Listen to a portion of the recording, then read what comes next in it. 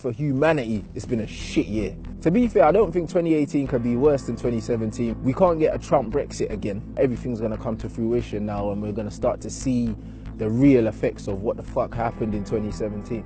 That general election was comedy. It was kind of like, you know, when you're at school, when you're playing football and you just want to show off, bruv, and you start doing shit that you don't really need to do. It was one of them scenarios, man. Absolute fucking joke. It was beautiful to watch, man. Do you know what I mean? She won't recover from that. Theresa May's people are definitely falling like flies. Tavian Green caught wanking at work. That's mad. And the funny thing about these guys, they step down and then they leave with full pay. Anyone else that's been laid off work for rubbing one out, bruv, they're pissed. You know what I mean? You was in the wrong game. They triggered Article 50. Why would you start the clock when you don't know what the fuck you're doing anyway? At least kind of formulate a plan and then start the clock, because then you're buying more time. But obviously she's not that smart, innit? So she got pressured into starting the clock. And then we're hearing we're gonna get a fucking blue passport back. Guys are celebrating online like we've won something. Like the pound's down 15%, bro. You're poor and you're celebrating a blue fucking passport. You can't afford a holiday anyway.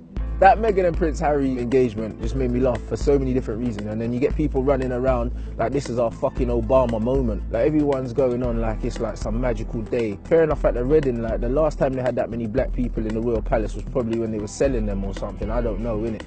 Donald Trump was president. He's been as shit as everyone expected. I honestly think that he's got something wrong with him. He's not taking it seriously. He ran for president as an ego boost. Okay, I've won shit, now what? And these alt-right dickheads, even if they're not being violent themselves, they're inciting violence. When you're seeing hate crimes going up, it speaks for itself, really. Just because you're in a suit and you got a posh accent, that doesn't mean you're doing any less damage than the guys out there that are skinheads, tatted up, running around trying to bash people's heads in. No difference.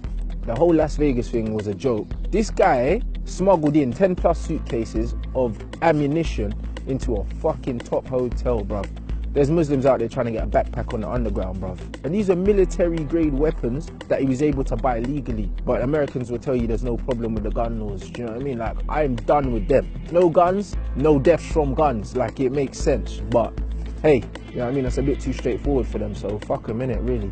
Bitcoin's hilarious to me. It's like the new vegan. Everyone's like, but you need to get this. But I'm like, when did you become a financial advisor, bro? Like, do you know what I mean? It's like people come and telling me about Bitcoin, you're missing out. And bruv, you don't have a maths GCSE and you're telling me about Bitcoin, bruv. What happened in Grenfell just basically told us what most working inner city people know. The government, the rulers of this country don't give a shit about poor people. The way MPs fucking cried when the Big Ben was out of action. People come to pay their respects to a fucking bell in a clock. But then people are dying in Grenfell Tower and no one fucking turns up. Christmas just gone. Most of these people are still homeless. But then we're shelling out all this money to leave the fucking EU, but they don't have money to rehouse these people. Same with the Manchester attacks. They said, what, 17 million they're gonna give them? Still haven't seen that money. The whole Hollywood sex scandal thing, for me, nobody learned anything. Anyone that's pretending that they're shocked by this shit, come on. Do you know what I'm saying? It's been happening. Everyone knows it happens. It's not just in Hollywood. It's just the world we live in, you know? When people got a certain amount of power, they take advantage of it. All these guys need to know, yeah? If you haven't been given permission, keep it in your pants, innit? It's that simple. The mainstream media hate social media because it's got a bigger reach and they cannot control the narrative. It swung the election and almost lost it for the Tories. You even see some of the newspapers turning on the Tories after the election because they thought, you know what?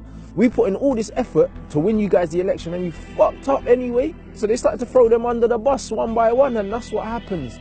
You look at newspapers online now, they're begging for donations because no one don't buy newspapers no more. But once the people take back control of the narrative and take it away from the bigwigs, I can't see anything but a positive outcome. That's probably the biggest win that the people can take from 2017, man. Just retaking control of the narrative.